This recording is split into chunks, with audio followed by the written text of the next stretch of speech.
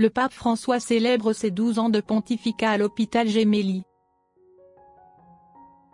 Récemment, le pape François a célébré l'anniversaire de son élection au pontificat dans une chambre de l'hôpital Gemelli, où il suit un traitement pour une pneumonie.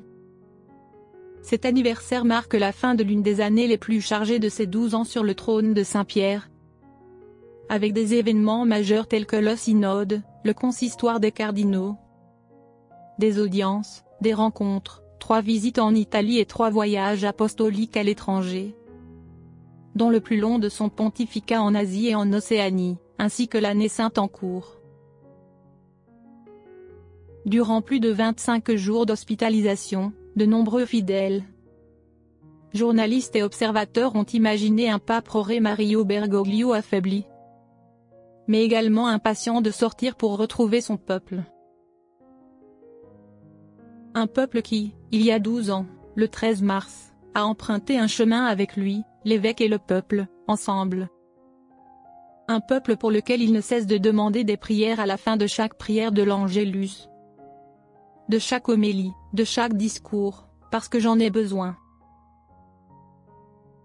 Et s'il y a bien une chose essentielle en ce jour d'anniversaire pour le pape, l'homme venu du bout du monde, ce sont bien les prières, comme en témoignent les nombreuses initiatives spontanées dans plusieurs diocèses à travers le monde, unissant les 5 continents en un même élan, de la Chine au Tchad, du Sri Lanka à son Argentine natale, des États-Unis à Rome. Chaque jour et à chaque heure, les fidèles se réunissent pour prier sous la statue emblématique de Saint Jean-Paul II sur la place de l'hôpital Gemelli, où la foule grandit sans cesse.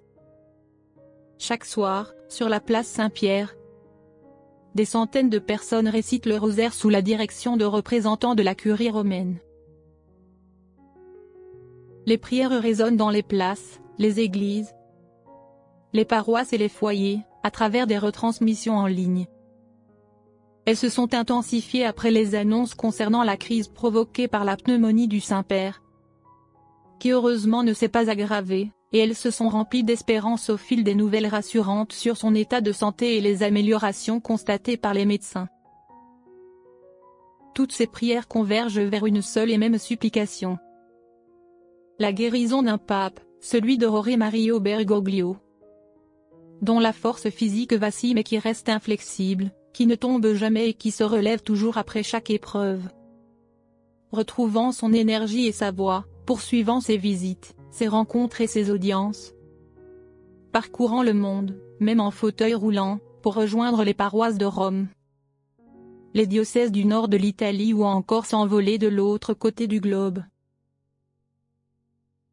Le pape François, celui qui a toujours voulu aller de l'avant, choisissant dès les premiers jours de son pontificat de résider à la maison Sainte-Marthe, et qui, au retour de son voyage en Irak, son premier déplacement après le confinement dû au Covid, déclarait se sentir enfermé au Vatican. Celui qui, après chacune de ses hospitalisations et interventions chirurgicales, confiait compter les jours jusqu'à sa sortie. Depuis le 13 mars 2025, le pape François entame sa 13e année de pontificat depuis l'hôpital. À ce jour, son unique témoignage a été un enregistrement audio diffusé le 6 mars, alors que les fidèles rassemblés sur la place Saint-Pierre récitaient le rosaire. Je vous remercie de tout cœur. De la place, priez pour ma santé. Je suis ici, avec vous en esprit. Que Dieu vous bénisse. Que la Vierge Marie vous protège. Merci. Quelques mots enregistrés en espagnol dans son appartement privé de l'hôpital Gemelli. Entre une séance de physiothérapie respiratoire et une thérapie à oxygène à haut débit. Pour exprimer sa gratitude envers tous ceux qui lui ont témoigné leur affection et leur proximité ces derniers jours. 3 phrases et un remerciement, après 12 mois. Depuis le 13 mars 2024.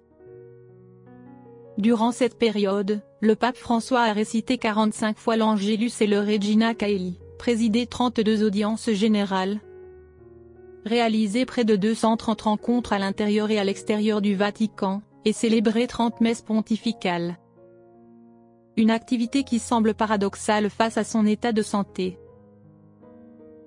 Et cela semble aussi paradoxal que le pape ait battu un record de séjour le plus long à l'hôpital de son pontificat. 5 mois après un autre record, celui de son plus long voyage apostolique.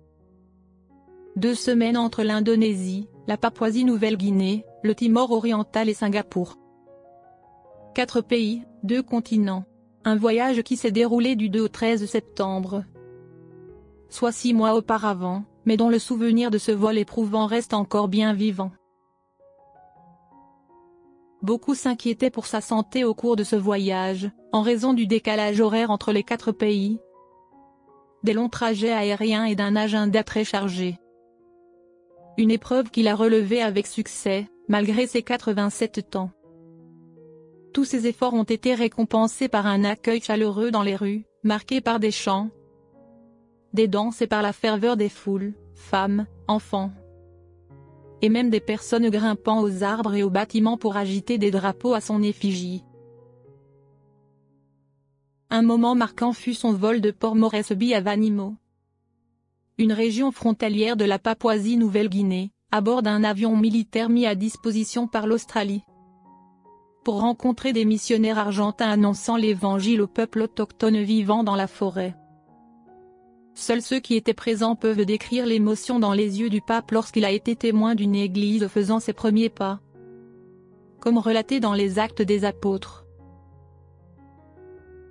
Et après cette mission aux confins du monde, le pape a poursuivi son pèlerinage, de nouveau en septembre, mais cette fois au cœur de l'Europe, avec des visites au Luxembourg et en Belgique. Un voyage plus court mais tout aussi intense, ponctué de rencontres impromptues avec les pauvres et les jeunes, de moments difficiles à l'université de Louvain et d'affrontements avec la crise des abus. En décembre, il s'est rendu en Corse, l'une des plus grandes îles de la Méditerranée, où, en moins de 10 heures, il a rencontré des enfants, des prêtres, des associations, des familles et enfin le président français Emmanuel Macron. Entre mai et juillet, le pape est retourné en Italie pour visiter Venise, Vérone et Trieste. 3 étapes riches en images mémorables et en rencontres symboliques, servant de cadre à ses appels renouvelés à la paix, à la fraternité et à la démocratie. La 12e année de son pontificat a également été marquée par des moments clés dans la vie de l'Église, comme le rite d'ouverture de la porte sainte de la basilique Saint-Pierre, le soir du 24 décembre, marquant le début du Jubilé de l'Espérance.